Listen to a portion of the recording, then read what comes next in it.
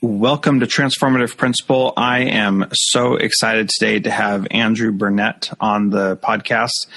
You may have seen his blog post about how he created a gradeless math classroom in a school that requires grades. What a wonderful title. And when I saw that, I thought, man, we definitely need to talk with this guy. So Andrew, welcome, and thank you so much for being a part of Transformative Principal. Thanks so much for having me on. I appreciate it. So you are a veteran teacher, been around for a long time, but you also have taken a little bit of time off from being in the classroom. So can you talk about that before we get into your click-worthy blog post that's in the show notes at transformativeprincipal.org? Can you tell us a little bit about what that interim time was? Sure. In 2012, I was finishing up my 15th year of teaching, and I was offered a job to come and work with a professor at Worcester Polytechnic Institute in Worcester, Massachusetts, to help him run an educational study to determine if students receive immediate feedback on their homework, do they actually learn more? And it was a randomized controlled trial in the state of Maine. There were 44 schools participating.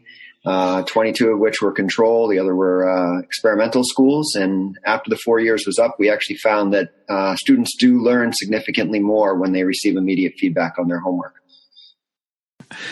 Great. I'm glad to hear that. And at the same time, I kind of feel like that is kind of a given. So you think there would be, exactly. Yeah. But nobody had run a study on it prior to this study, which was funded by the U.S. Department of Education. And it was so successful that they are now currently doing replication studies in North Carolina and other parts of the country.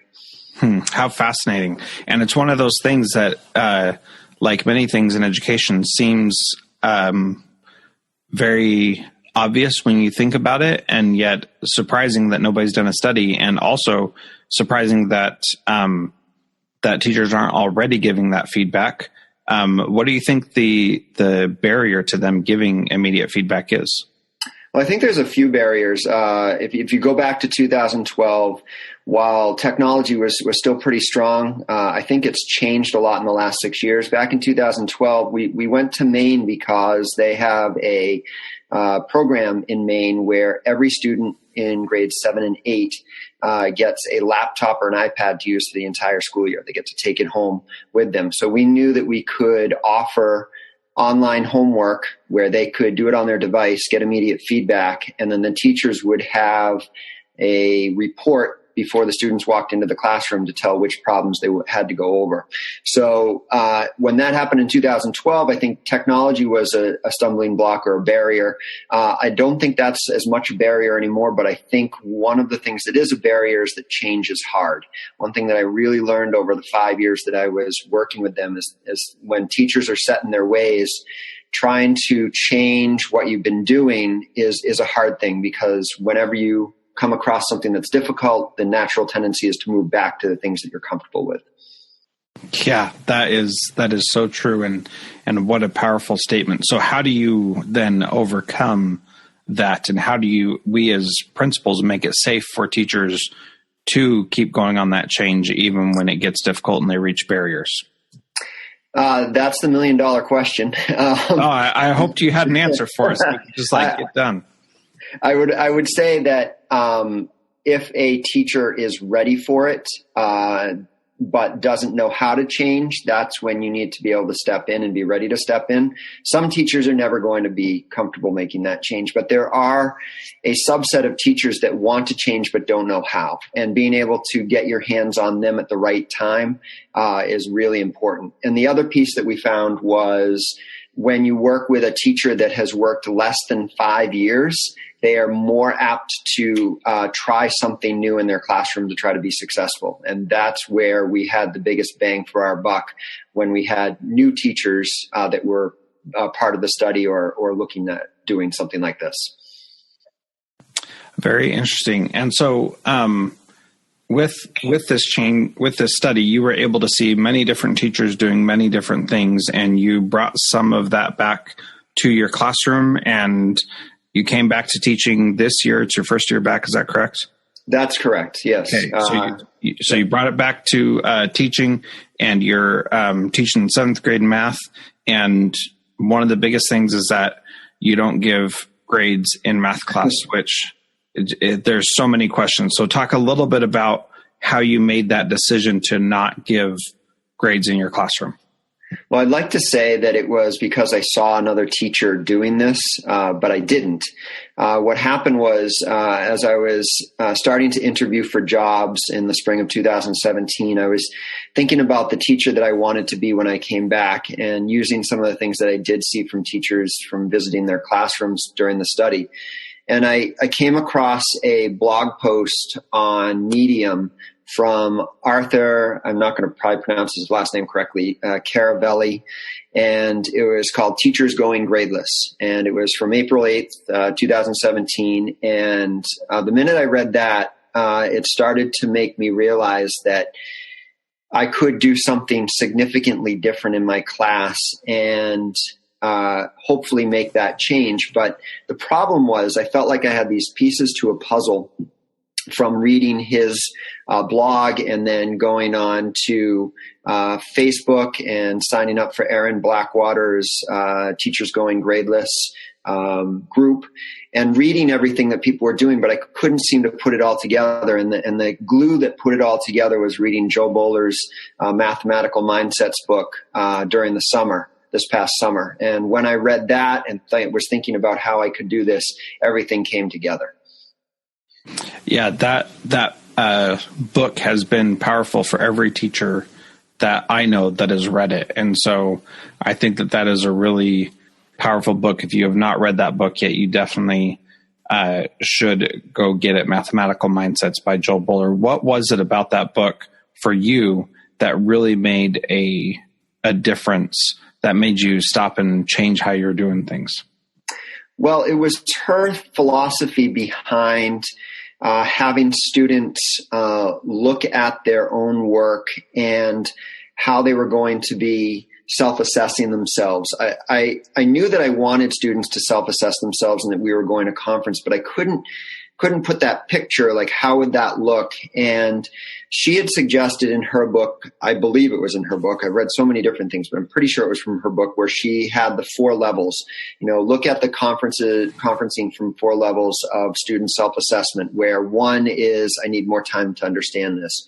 2, I can do this with the help of an example. 3, I can do this on my own, but I'm still making a few errors. And 4, I can do this on my own and explain my work to others. And I came across that along with her ideas on having engaging, interesting topics in class when you are working with the math. You're not standing in the front of the room. You're having students work in groups. You're having students figure things out for themselves. And since they were so invested in that amount of time of learning, that allowed me to think, boy, I can put these pieces together and make this a self-assessment and then have students conference with me to determine what their grade should be. And that raises a bunch of questions. Isn't every kid just going to say they get an A? That was honestly, I had a number of fears going into this. That was my biggest fear, that I would have these knockdown, drag out battles with the kids. But what actually worked out was we were able to take a look at their work and break it down by learning standard. And that was another big piece of putting the learning standards in there and having students talk about the learning standards during class. I refer back to the learning standards during class.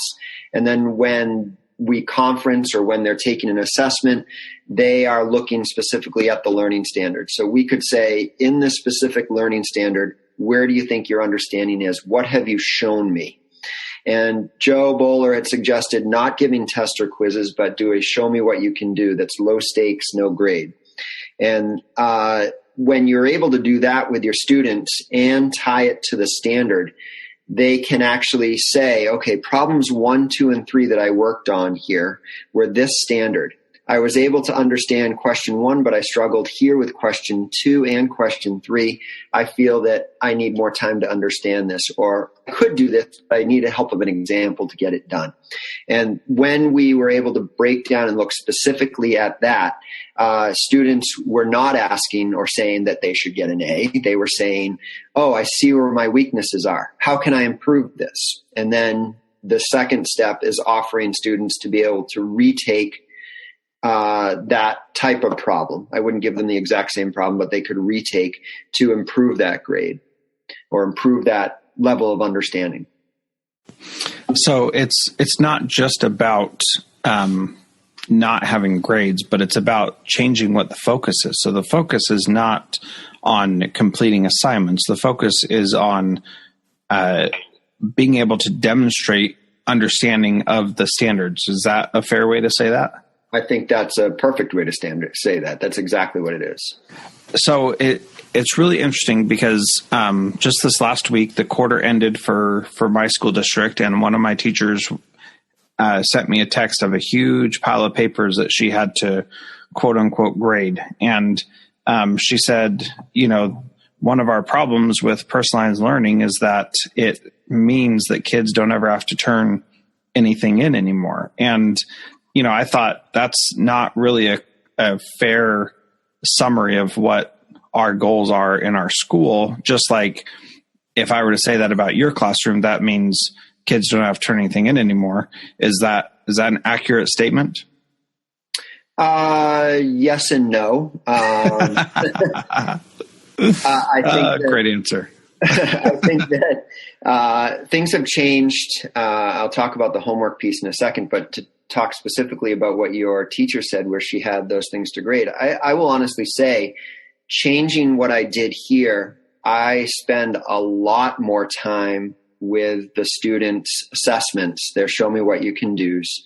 And I spend a lot more time being very thoughtful with my responses to them, because one other thing that Jo Boaler recommended in her book was to, when you give these back, give specific details on what they did well and what they did not do well, so that they can learn from those details. So the next time they're faced with a similar situation, they'll be able to see, oh, I did this well here, I need to do this again, or I didn't do this well here, here's what I need to do. So yes, there is spending more time when it comes to grading things, but I no longer walk around the room and write down in my grade book, you completed your homework, you completed this assignment, you completed that, and then type that into my computer on my online grade book. That was a big time sucker for me. It took a lot of time to do that, and I no longer do that. So the yes part is, yeah, I'm spending a lot more time grading specific things to give constructive feedback, but no, I am not this day-to-day, you got to turn this in, you need to turn this in. I'm not keeping track of that. And that has helped quite a bit. Yeah. And so in response to this teacher, I wrote a blog post, which is basically saying the exact same thing that you're saying, which is instead of spending time grading assignments or entering grades for assignments, you spend your time giving feedback on learning. And that's what the whole focus is in your classroom. Is that fair to say? That's exactly what it is. So when you do that, yes, you spend more time grading. Yes, you give more feedback. My experience as a former English teacher is that usually if I wrote a ton of stuff on the paper the kids wrote, gave them a ton of feedback, they would look at the grade they got and then toss it in the trash. Yep. So how does that work with you giving feedback on your assignments, or your show me what you know, or show me what you can do, or anything else they're doing? Yeah, you can use any acronym or word choice for that, because that's exactly what it is. It's show me what you know, show me what you can do. Yeah, so I don't put any grades on there at all. So the first time I explained how this would work to my students at the beginning of the school year, but the first time they got this back, the big question is, what did I get? And I said, you didn't get anything. You didn't get a grade for that matter. You got this back, and you can learn from what you did here on this show me what you can do. And that changed their mindset because they no longer were looking for the grade, because the next thing I hand them the minute they get that back is a self-assessment sheet. Tell me how you think you did.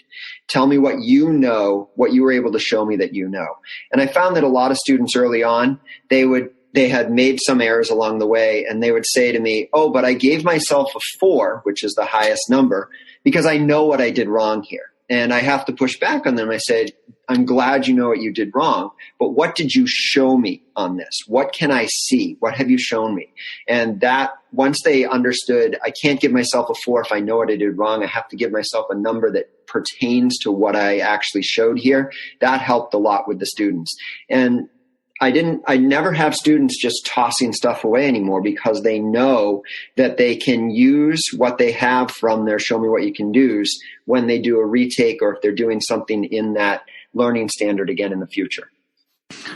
Okay, so it's more focused on evidence versus completion now, right? Correct, exactly. What do you know? What can you show me that you know? Okay, and so they keep their assignments or learning evidences or whatever you want to call them, because they can use those later. So does that mean that they're basically just copying off of their previous thing and just changing a couple things to get a better quote unquote grade or a self-assessment? What does that look like?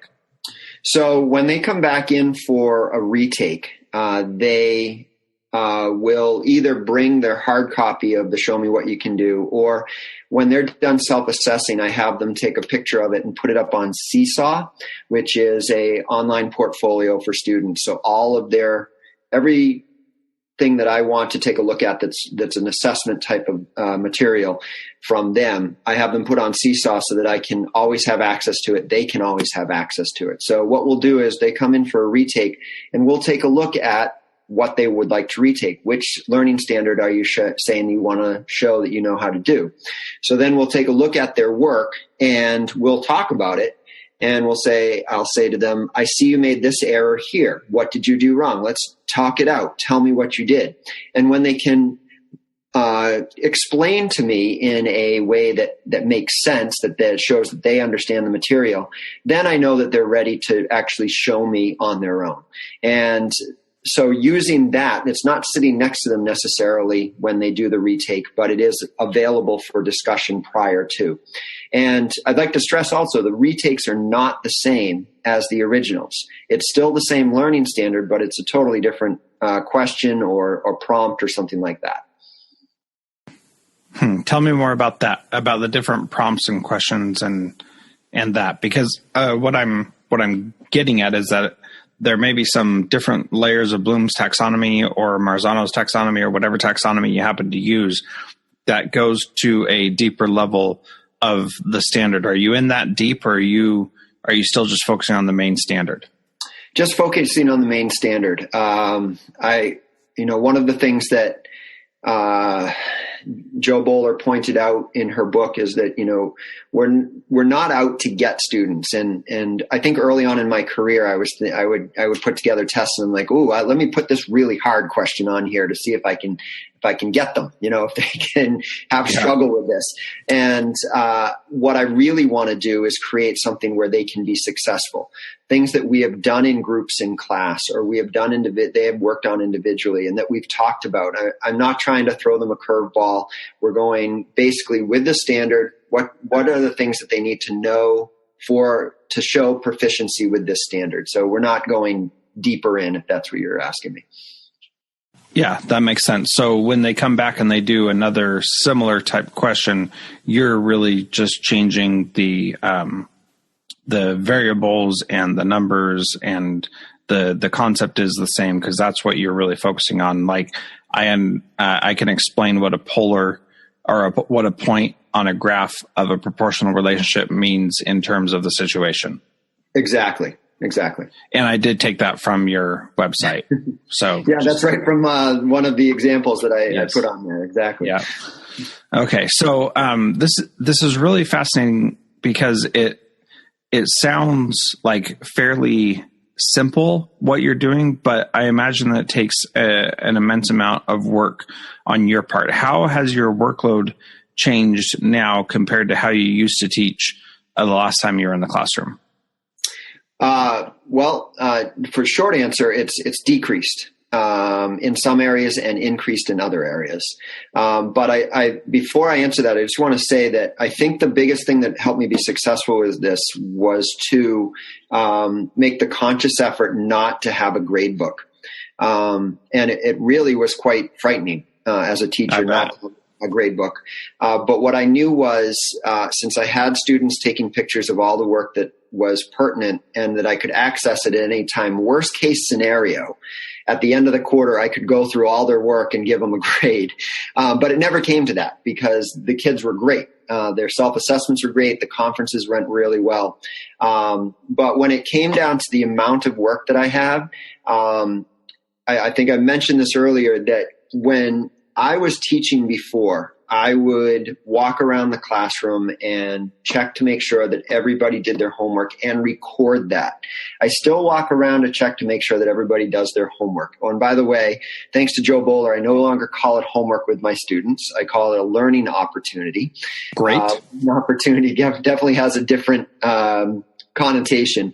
And, some students say, but really it's homework. And I said, well, no, it's not work. It's an opportunity for you to learn. And, some of them chuckle about it, but others I think have bought in, some have not. But, I would walk around the room and I would keep track of who did their homework. And I would also keep track of things that they did in class. Everybody turn this in. I'm going to check it to make sure you did it. Everything I did, I kept track of it. I entered all of that in my online grade book. I would end up with columns and columns and columns of grades for the students. And many of these grades did not have any indicator of whether or not the student actually understood what was going on. A lot of it was, I can complete this. I can get it done. And I realized that after reading that blog post on Medium, that doesn't make sense. What we really want is our students walking out of our classrooms in June with a larger amount of knowledge that they can take on in the next grade, not I have the ability to do a lot more work. So when it came to this year, taking that out of the equation, I'm no longer spending time, trying to keep track of who did what assignment. But I do, for those that want to keep assignments somewhere, I do have an online site called Assistments that I use. It's assistments.org. It's the word assist, MENTS.org. And I have all students complete their learning opportunities on assessments. And the importance of that I found is that going back to when I was out of the classroom and we did that study, students actually learn more when they get immediate feedback. This allows for immediate feedback on their learning opportunities. So let's say that I want to know if a student has actually been completing those. I can always go back to assessments and take a look to see who completed them.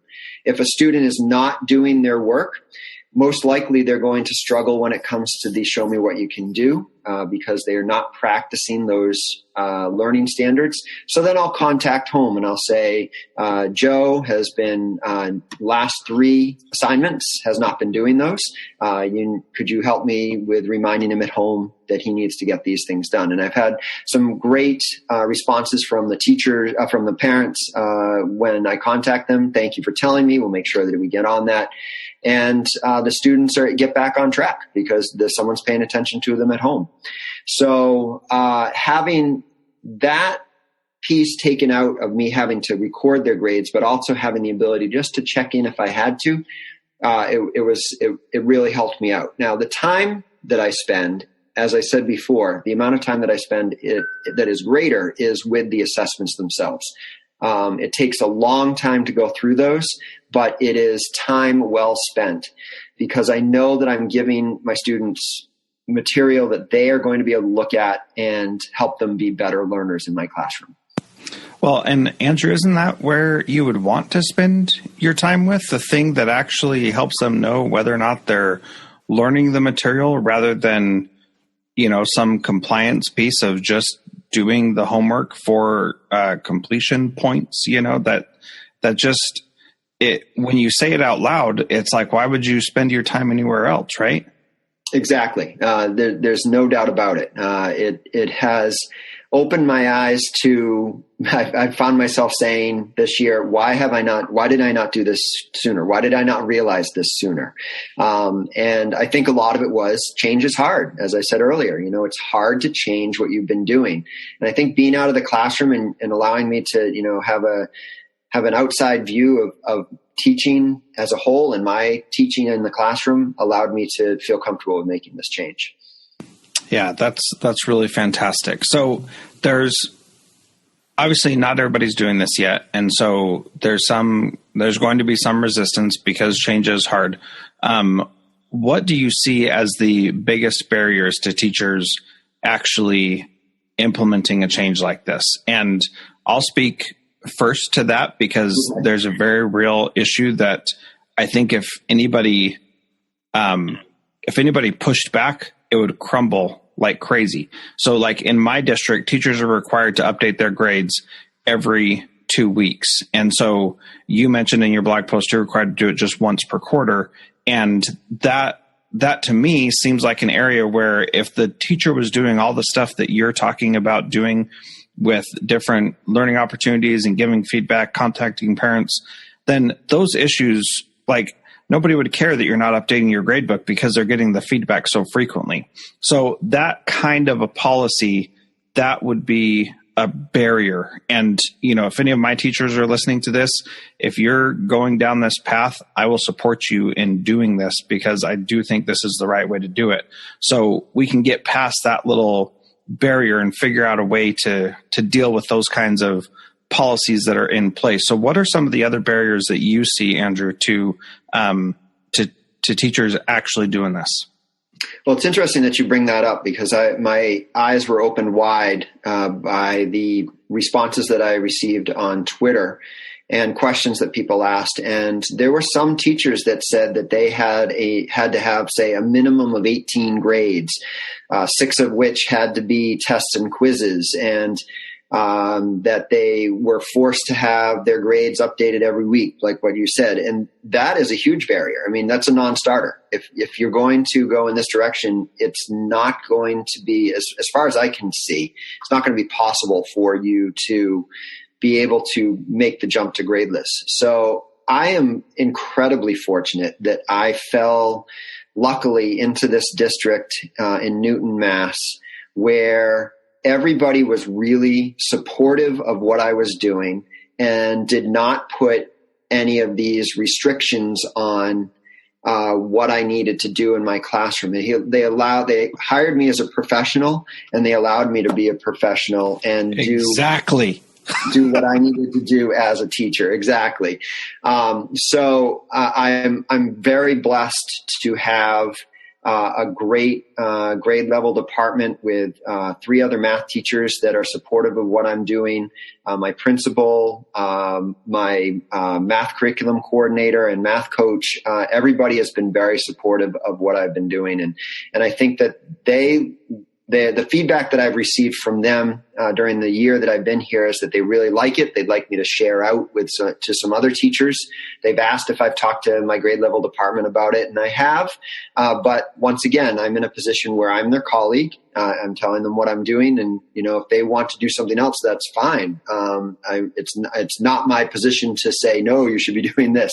I just tell them, this is working well for me. You might want to try this. And not to say what they're doing is wrong either. It's what's working for them in their classroom. I just know that the gradeless experiment, which it really was for me, is something that for me that's here to stay, because I know that it's made at least my experience teaching this year a lot more enjoyable. And I think that my students are more relaxed than they have been in previous years.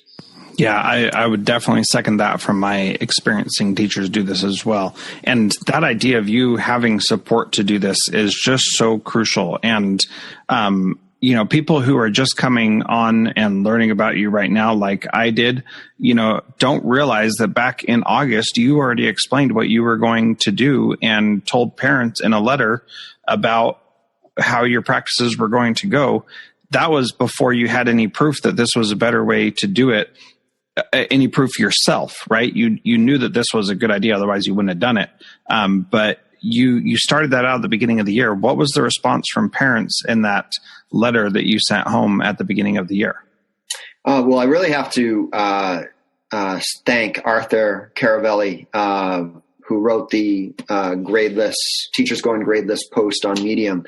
He was the one, I think I ended up in July somewhere, I think I ended up emailing him and asking him if he had a letter that could be sent home, and he shared his with me, and I tweaked it a little bit to work for me. But the bulk of that were his ideas. And I think he spent a lot of time thinking about what is the right thing to say to parents. And I really have to credit him, because that letter went home. And I had also, along with that letter, it was a class policies that parents have to sign and have their children return. And a few, not too many, but a few wrote, I love how you are looking at standards and looking at understanding as opposed to grading them on what they're doing. And that was validating to begin with, because it was just the first week of school where I'm getting these papers back from parents. And then 2 weeks into school, we had a back to school night, and parents came in, and I explained it similarly to how I had in the letter. And, they asked a few good questions, but nobody seemed unnerved by it. And since then, I have not had one parent email me saying, what's going on? What's my child's grade? How come I can't see it in here? Or I don't understand this. It's been great support from the parents. And Newton is it's a town that parents do well financially. They come from good homes, and parents are involved in what they're doing in school, and they've been just very supportive. Yeah, well, I think parents are supportive in general and ultra supportive when we're actually doing what's right. And parents aren't emailing you and asking how their kid's doing because the kids can tell them themselves, right?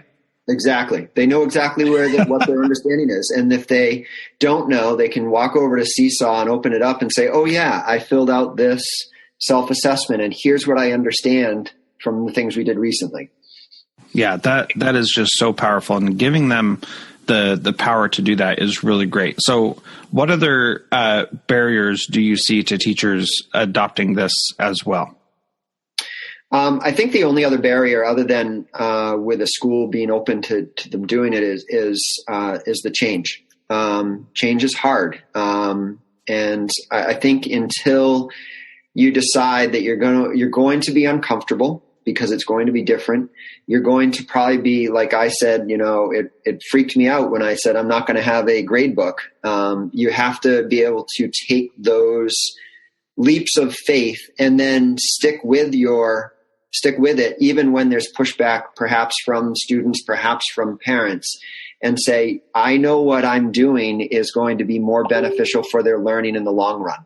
And that, I think, I think that's the biggest thing, the biggest hurdle that teachers can overcome. And, reading some of the things that teachers have written on Twitter or sent me emails about this, it sounds like there's a large amount of teachers that are out there that really want to try this. Yeah, and I would agree with that. So what is your advice to them? What's one thing that they can start doing today that will help them get down this path?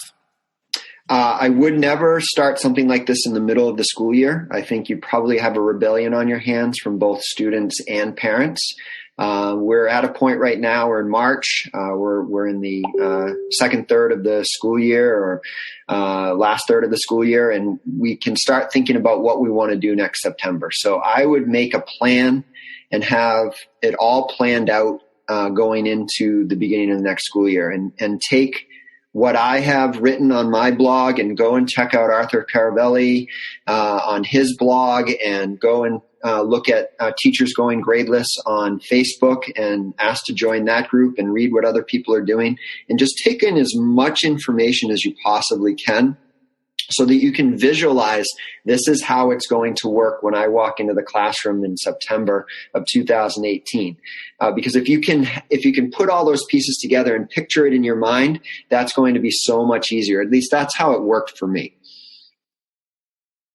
Yeah, I think that is great advice. And there is links to everything that we've talked about in the show notes at transformativeprincipal.org. And just go to transformativeprincipal.org and search for Andrew Burnett. And that would be fantastic. How else can people connect with you and learn more from you, Andrew? Well, they can reach me on Twitter at andburnett123. They could also email me at my school address. It's burnetta@newton.k12.ma.us. Either one is fine. One of the things that I really enjoyed in my 5 years out of the classroom, and I still enjoy now, is talking with other teachers and learning from them, and also spreading some of the things that I'm doing. Awesome. Well, thank you so much for being part of Transformative Principal, and it has been an honor talking to you. And for those of you who are listening, if you are new to this episode, please go to transformativeprincipal.org or look for it in iTunes and hit the subscribe button, and you can get all the great interviews that I do with amazing educators who truly are changing the education landscape. Thank you again to Andrew for being part of this, and I hope you have a wonderful day.